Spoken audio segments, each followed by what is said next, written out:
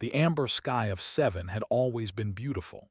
Senior researcher remembered the first time he saw it, nearly 40 years ago when he was just a young scientist with dreams of discovery.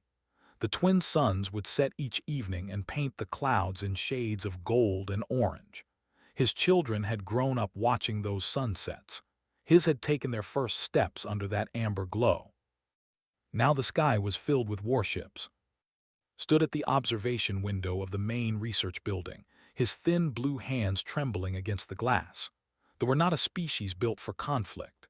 Their bones were hollow and light, evolved for a low-gravity world that had never demanded strength from them. Their eyes were large and sensitive, designed for reading data screens and studying microorganisms. They had never needed claws or fangs or thick skin. They had never known war. The ships descending through the clouds were black and angular, like pieces of broken metal falling from the heavens. Counted 8 of them. Each one was larger than the entire research complex. Behind him, his assistant Myra was crying. She was young, barely 30 cycles old, and she had never seen anything like this. None of them had. "What do we do?" she asked through her tears. "What do we do?" He did not have an answer. The colony had no weapons. They had no shields capable of stopping a military assault. They had 12,000 people, mostly scientists and their families, and they had absolutely no way to defend themselves. The communication screen on the wall flickered to life. A face appeared and felt his heart sink into his stomach. The creature on the screen was massive, with gray-green skin covered in thick scales. Its eyes were small and yellow, and when it spoke, rows of sharp teeth became visible behind its lips. "Colony," the creature said, "I am commander of the Dominion. Your world now belongs to us. You will surrender immediately or we will take what we want by force. You have 1 hour." The screen went dark. Myra collapsed into a chair, sobbing. Around the room, other researchers stood frozen in shock. Some held each other. Some simply stared at the floor, unable to process what was happening. Knew the by reputation. Everyone in this part of the galaxy did. They were slavers, raiders who preyed on weak colonies and undefended worlds. They would take the young and the strong to work in their mines and factories. The old and the sick would be left behind to die. Families would be torn apart. Children would be separated from their parents. This was the end of everything they had built. Unless someone helped them.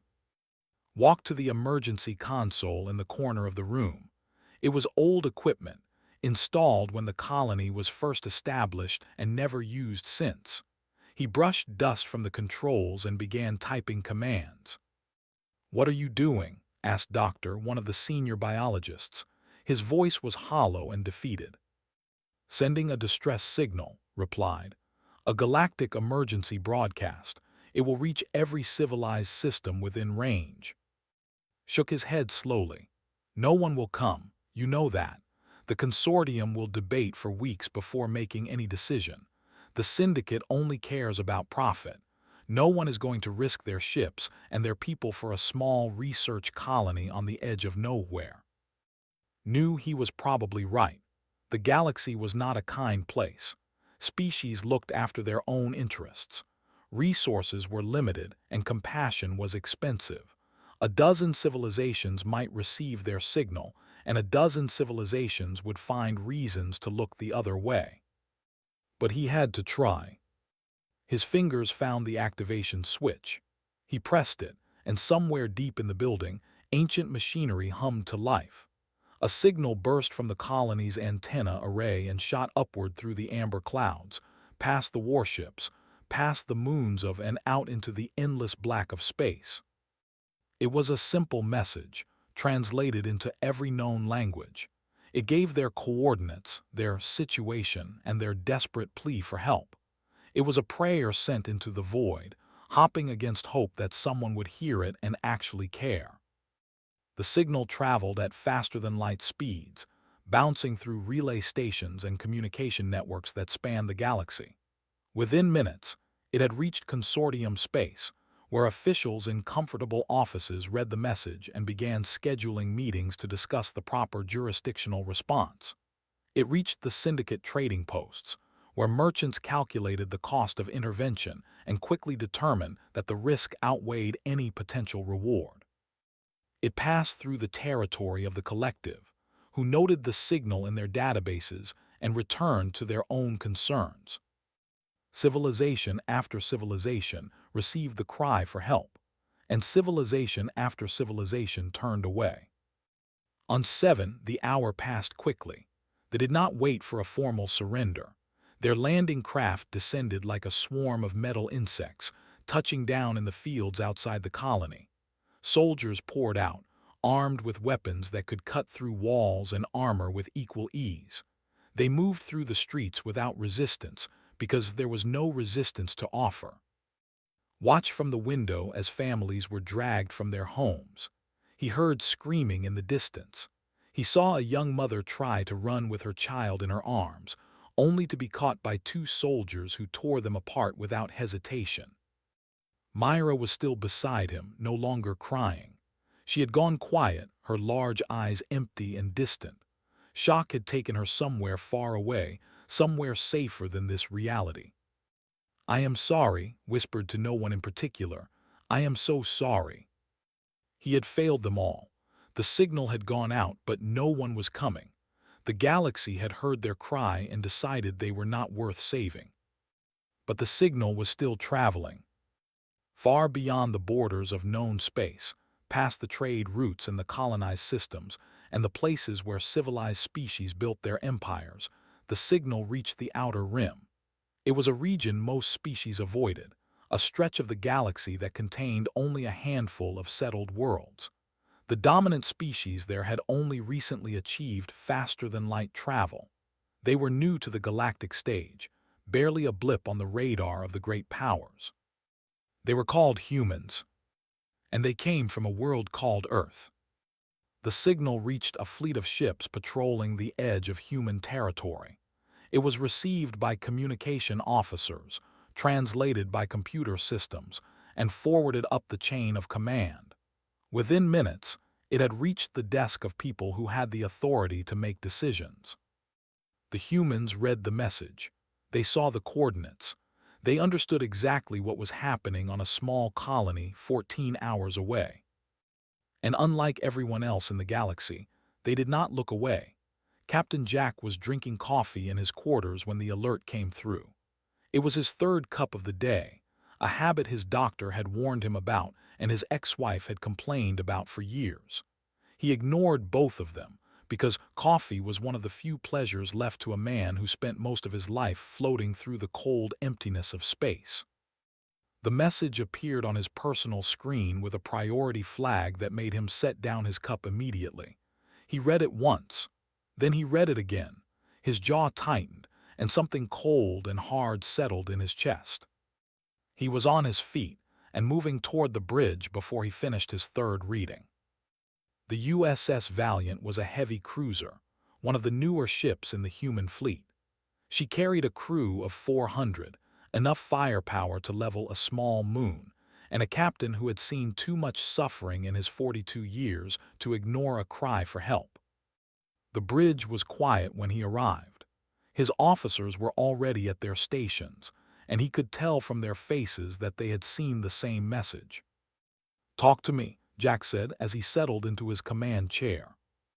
Lieutenant Kate turned from the navigation console. She was young, maybe 28, with red hair pulled back in a tight bun and freckles scattered across her nose. She had been on his crew for 2 years, and he had never seen her look this serious. "Distress signal from a colony on 7, sir. They are being raided by forces. At least 6 to 8 warships, probably more ground troops than we can count. The colony has no military presence and no way to defend itself." Jack nodded slowly. "How many people?" "Approximately 12,000, mostly scientists and families. They have children there, sir." Commander Sam pulled up additional data on the main screen. He was the ship's executive officer, a broad-shouldered man with a thick mustache and eyes that had seen combat more times than anyone should have to. "They are slavers, Captain. Standard operating procedure for them is to round up anyone who can work and dispose of anyone who cannot. Based on the timeline, they have already begun processing the population." The bridge fell silent. Every person in the room understood what processing meant. They had all heard the stories about slave markets. They had all seen the intelligence reports about the conditions in labor camps. Jack looked at his officers one by one. Kate at navigation, Sam at tactical, Dr. Lisa Park at the science station, her face pale but her eyes steady. Chief Engineer Mike Torres near the back, his arms crossed over his chest and his expression grim. "How far?" Jack asked. Kate checked her console. 14 hours at maximum burn, sir." "And the nearest consortium response fleet?" 3 days away at minimum, and that is assuming they decide to respond at all. Jack already knew they would not. The consortium moved slowly, weighed down by bureaucracy and politics and 1,000 competing interests. By the time they finished debating the proper response, the colony would be empty and the would be long gone. He reached for the communication panel on his armrest. "Get me Admiral Vance." The connection took less than a minute. Admiral Vance commanded the Third Fleet from the USS Ironclad, a battleship so large it made the Valiant look like a shuttle. She was in her 60s, with gray hair cut short and a face that had been hardened by decades of service. When she appeared on screen, Jack could see that she already knew why he was calling. She said, "I assume you have seen the signal." "Yes, Admiral, requesting permission to respond." Vance did not hesitate. "Permission granted. I am redirecting every ship in range to 7. We move in 4 hours." Jack felt something loosen in his chest. He had hoped she would say yes, but he had been prepared to argue. He should have known better. Vance had served in the fleet for 40 years, and in all that time, she had never once turned away from someone who needed help. "Understood, Admiral. We will be ready." "I know you will." She paused, and something fierce burned in her eyes. "These bastards picked the wrong colony to raid, Jack. We are going to make them regret it." The screen went dark. Across the sector, other ships were receiving similar orders. The USS Relentless changed course, its captain already briefing his crew. The Defiance powered up its engines and plotted a new trajectory. The Sentinel, the Guardian, the Horizon, and a dozen others all turned toward the same point in space. 17 human warships in total. Some were cruisers like the Valiant. Others were destroyers, frigates, and support vessels. The Ironclad led them all, a massive wall of metal and weapons that represented the very best humanity had to offer. They came from different stations and different assignments. Some had been on routine patrol. Others had been conducting training exercises or resupply missions. It did not matter. When the call came, they all responded. On the Valiant, the crew prepared for battle. Engineers ran final checks on the weapon systems. Marines loaded their gear and reviewed the intelligence on ground forces. Medical staff cleared the sick bay and prepared for casualties. Jack walked through the ship, speaking to his people. He stopped in the mess hall, where a group of young enlisted sailors were eating a hurried meal. "Captain," one of them said, jumping to his feet. His name was Danny, a kid from somewhere in the Midwest who had joined the fleet straight out of high school. "At ease," Jack said. He looked at the faces around the table. They were so young, most of them barely 20 years old. "You all know what we are heading into." They nodded. "Good, I am not going to lie to you. They are dangerous. They have more ships, more soldiers, and more experience at this kind of operation. But they have never fought humans before. They do not know what we are capable of." He paused and let his words sink in. 12,000 people are counting on us. They are strangers. They are not human. We have no treaties with them, no alliances, no obligations. The rest of the galaxy has already decided they are not worth saving. Jack looked at each of them in turn. "But we are not the rest of the galaxy. We are from Earth. And where we come from when someone calls for help, we answer. That is who we are. That is what we do. The young sailors straightened in their seats. Fear still lingered in their eyes, but something else was there too, something harder and more determined. 14 hours, Jack said. Get some rest. When we arrive, I expect every one of you to be at your best. He turned and walked out of the mess hall, heading back toward the bridge. Behind him, his crew began final preparations for the battle ahead. They were coming, and the galaxy was about to learn why that name was not just a description. It was a warning. Commander stood in the central square of the colony and watched his soldiers work. The processing was going smoothly. Thousands of the blue-skinned aliens had already been sorted, tagged, and loaded onto transport ships. The young and healthy would be sent to the mining colonies in the outer territories. The elderly and the sick had been separated and placed in holding areas until they could be disposed of properly. It was efficient. It was profitable. It was exactly how they had operated for centuries. Was pleased. His communication officer approached with a data tablet. The officer was smaller than, with paler scales and nervous eyes that always seemed to be looking for threats. His name was, and he had served under for nearly a decade. Commander said, his voice hesitant, we have detected incoming vessels. Barely glanced at the tablet. Consortium response fleet. No, Commander. The ships are coming from the outer rim, from the human territories. That caught attention. He took the tablet and examined the sensor data himself. 17 vessels, all on an intercept course for 7. Their estimated arrival time was just under 2 hours. Humans, muttered. He had heard the name before but had never encountered the species personally. They were relative newcomers to the galactic stage, having achieved faster-than-light travel only a few generations ago. Most of what he knew about them came from old intelligence reports and scattered rumors. Bring up everything we have on this species, he ordered. Nodded and began transmitting data to the command center. Within minutes, was reading through files that had been compiled by intelligence over the past several decades. The first thing he noticed was the classification. The humans' home planet, a world they called Earth, was listed as a Category 12, frowned at that. Were rare in the galaxy, and Category 12 was near the top of the scale. Most intelligent species evolved on stable, temperate planets with calm weather and predictable conditions. Were the opposite. Earth, according to the files, was a nightmare. The planet's gravity was crushing by galactic standards, nearly 10 meters per second squared. Species from lower gravity worlds would struggle to stand upright on Earth's surface. Their bones would fracture. Their hearts would strain. Just existing there would be exhausting.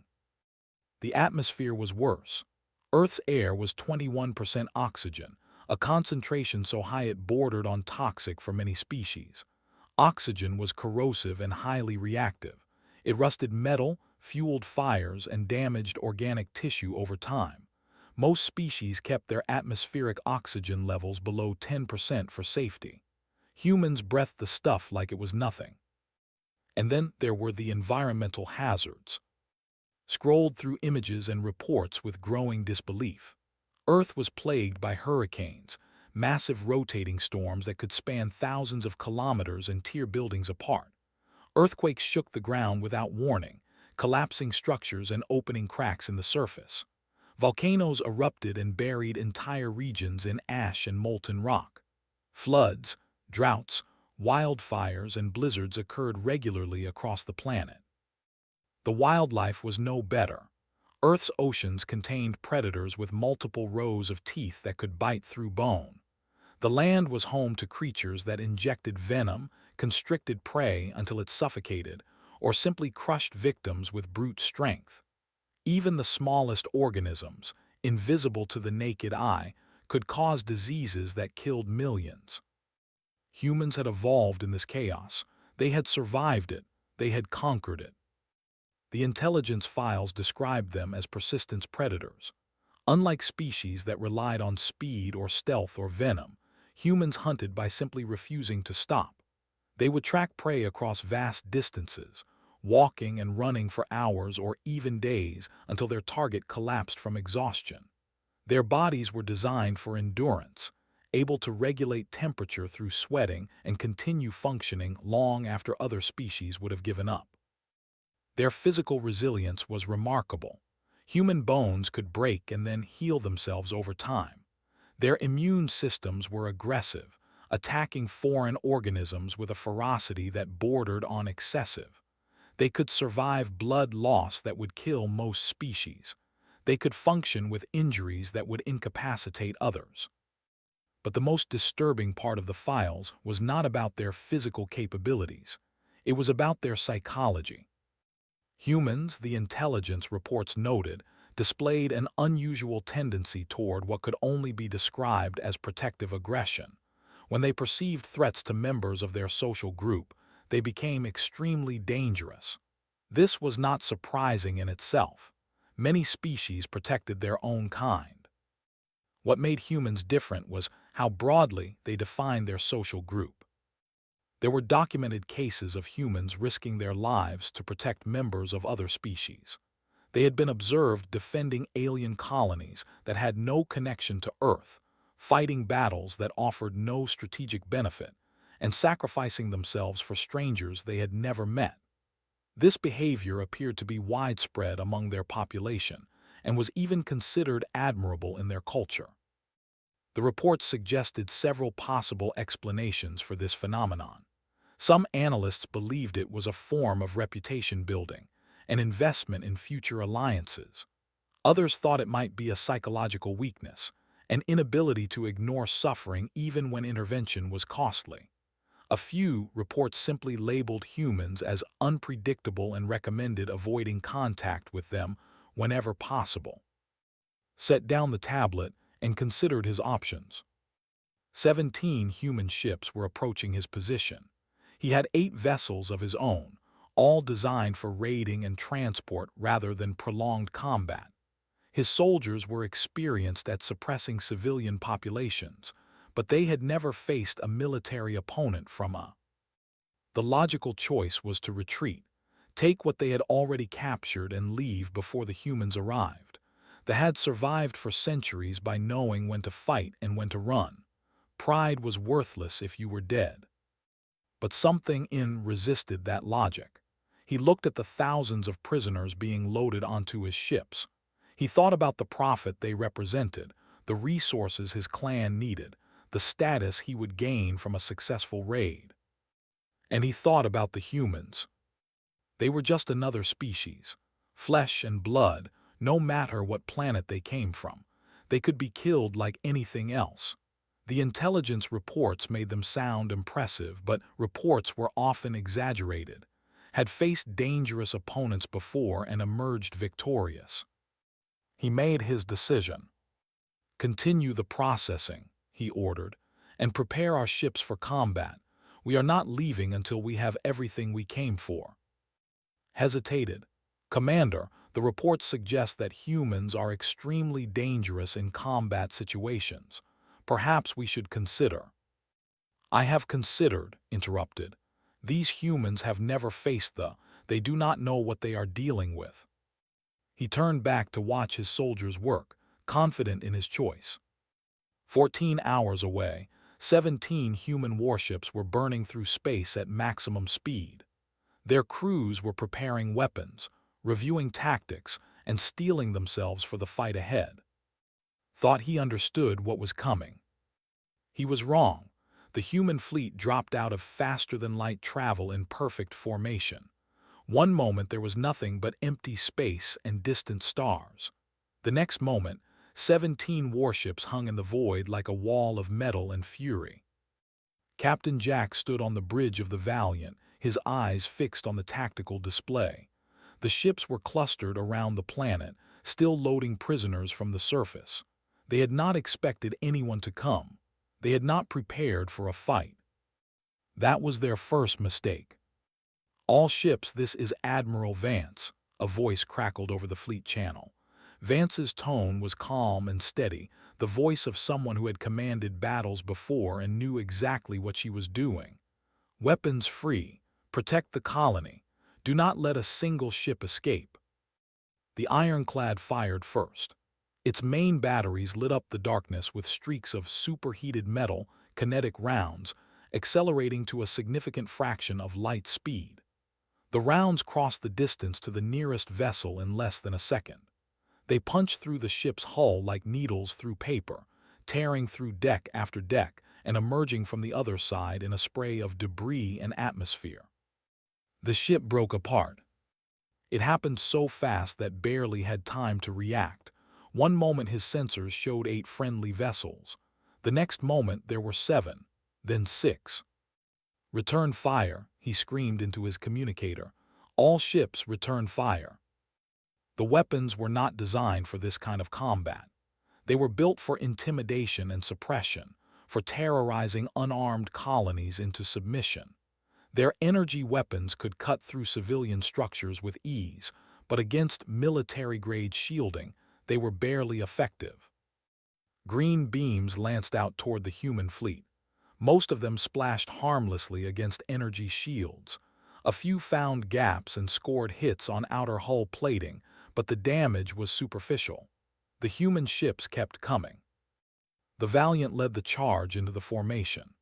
Jack watched the tactical display update in real time as his crew executed their training with precision and speed. "Target the vessel on the left," he ordered, "full broadside." Lieutenant Kate's fingers danced across her console. "Firing solution locked, sir." "Fire." The Valiant shuddered as its weapons discharged. Dozens of kinetic rounds streaked across the void and slammed into the ship's engines. The vessel lurched, its propulsion systems torn apart by the impact. Secondary explosions rippled through its hull as ammunition stores cooked off. "Enemy vessel disabled," Kate reported, "moving to next target." On the ground, the battle was just beginning. Humans screamed down through the amber atmosphere, their hulls glowing red from atmospheric friction. They touched down in the open fields outside the colony, hatches already opening before the landing struts had fully extended. Marines poured out in waves, their armor black and their weapons ready. Sergeant Danny was the first one off his. He was 23 years old, a kid from a small town who had joined the military because he wanted to help people. He had trained for years for moments like this, running drills and practicing scenarios until the movements were automatic. Now it was real. "Squad 2 on me," he shouted over the comm channel. "We push toward the central square. That is where they are holding the prisoners." His squad fell in behind him, 12 soldiers moving through the burning streets with weapons raised. Smoke rose from damaged buildings. The sound of gunfire echoed in the distance. Somewhere nearby, someone was screaming. They encountered their first patrol at an intersection. 4 soldiers, their gray-green scales gleaming in the firelight, their weapons raised toward a group of huddled civilians. Danny did not hesitate. He raised his rifle and fired 3 quick shots. The first dropped before it even knew humans were there. The second spun around and tried to return fire, but 2 more rounds caught it in the chest and put it down. The remaining 2 scattered for cover, but Danny's squad was already flanking them. It was over in seconds. The civilians stared at the human soldiers with wide, disbelieving eyes. One of them, a young female clutching an infant to her chest, made a sound that might have been gratitude or terror or both. "You are safe," Danny said, lowering his weapon. "Stay behind us. We are going to get you out of here." Across the colony, similar scenes played out. Human Marines moved through the streets in coordinated teams, hunting soldiers with ruthless efficiency. They cleared buildings, secured intersections, and freed prisoners wherever they found them. They had never faced anything like this. Their soldiers were trained to intimidate and control unarmed populations. They were not prepared for an enemy that moved through fire without flinching, that took wounds and kept fighting, that seemed to have no concept of fear or retreat. Commander watched the battle turn against him from the bridge of his flagship. 3 of his ships were destroyed. 2 more were disabled and drifting. His ground forces were being pushed back toward the landing zones, taking heavy casualties at every engagement. Commander said, his voice shaking, "We need to withdraw. Our forces cannot hold against this assault." His claws dug into the armrests of his command chair. Everything he had heard about humans was true. They were stronger, faster, and more resilient than his soldiers. Their weapons were more powerful, their tactics more aggressive. They fought like creatures from a nightmare world.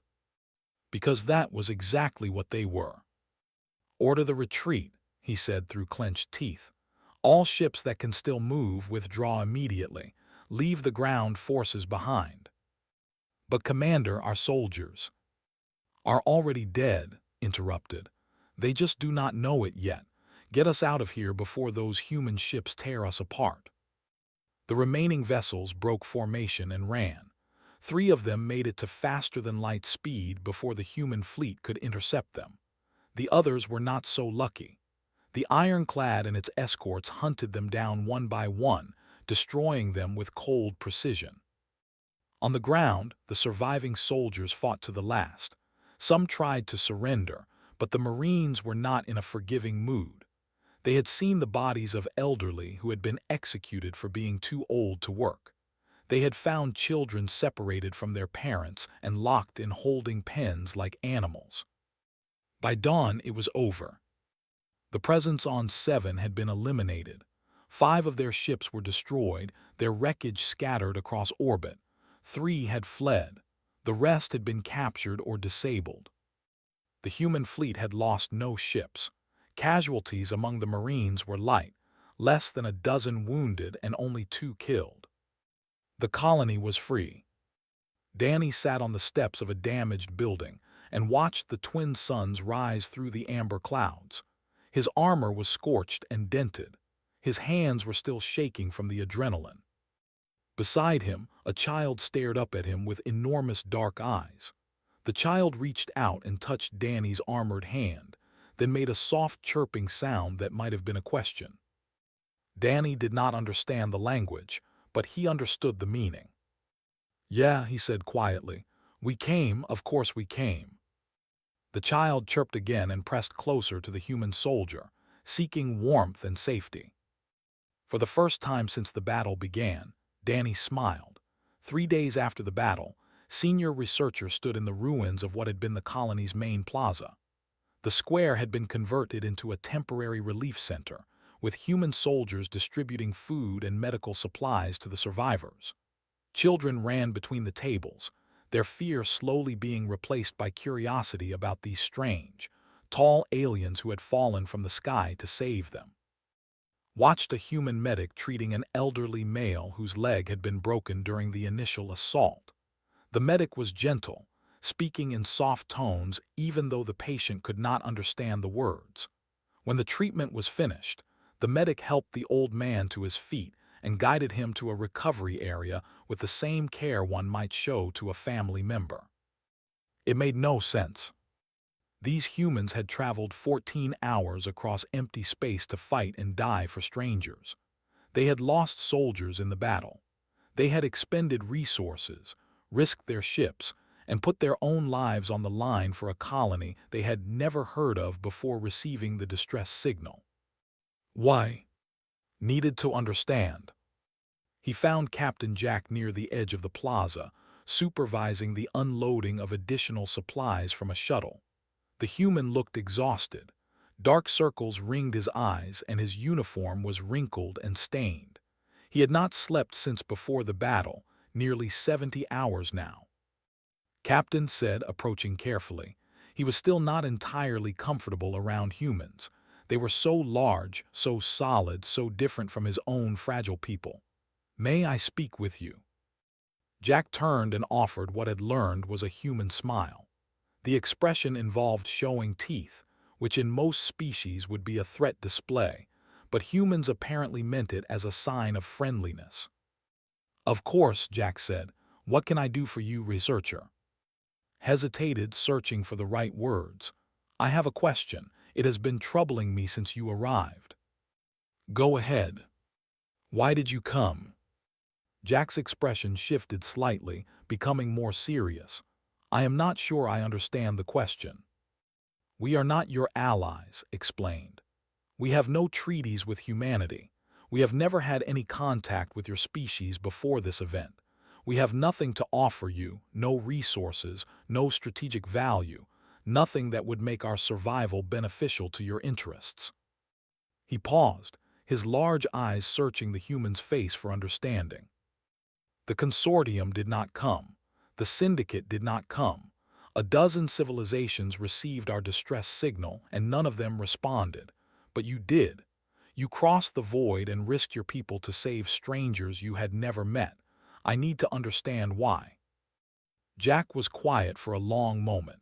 He looked out at the plaza, at his soldiers sharing meals with families, at the children playing near the supply crates, at the medics treating the wounded without asking for anything in return. Where I come from, he said finally, there is an old saying. It goes something like this.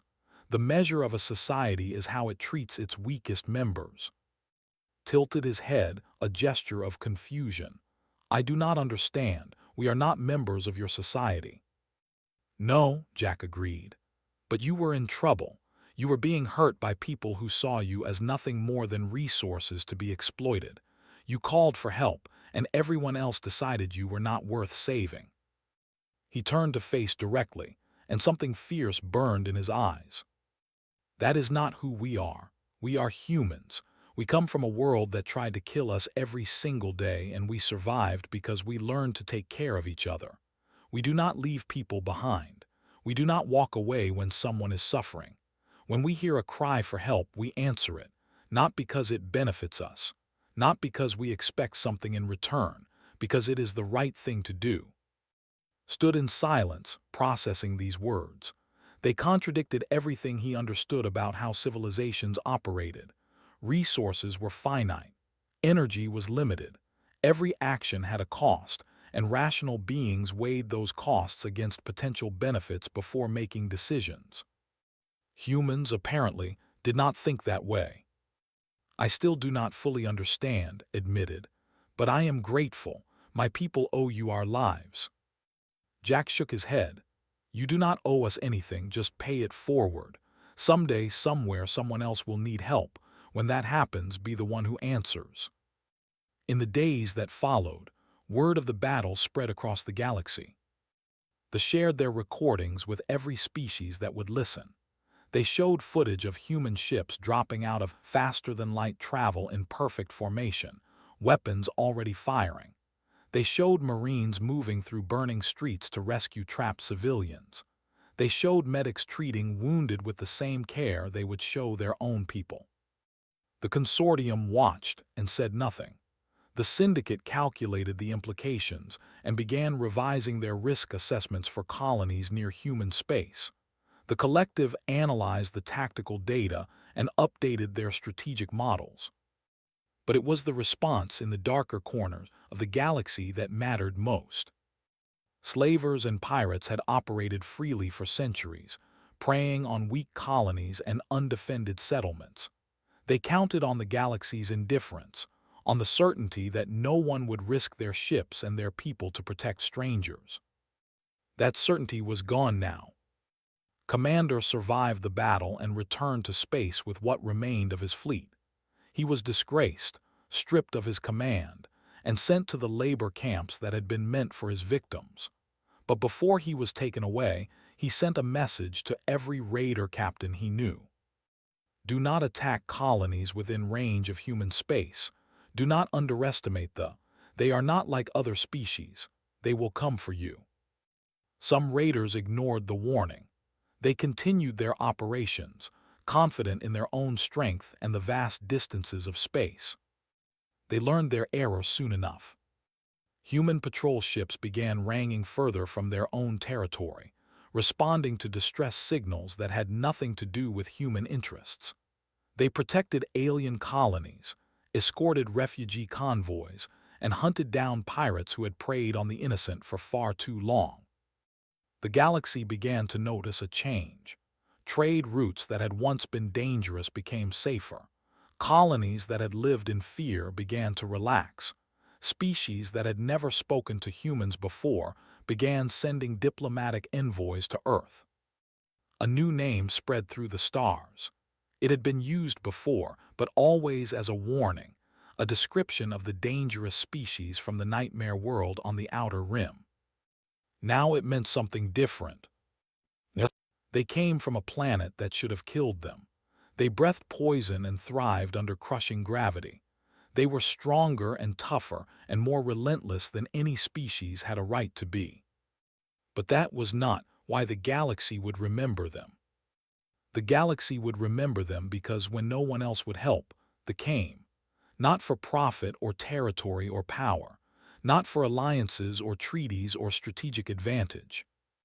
They came because someone asked for help. And that, in the end, was the most terrifying thing about them. They were not just dangerous. They were good. And the galaxy had never seen anything quite like that before.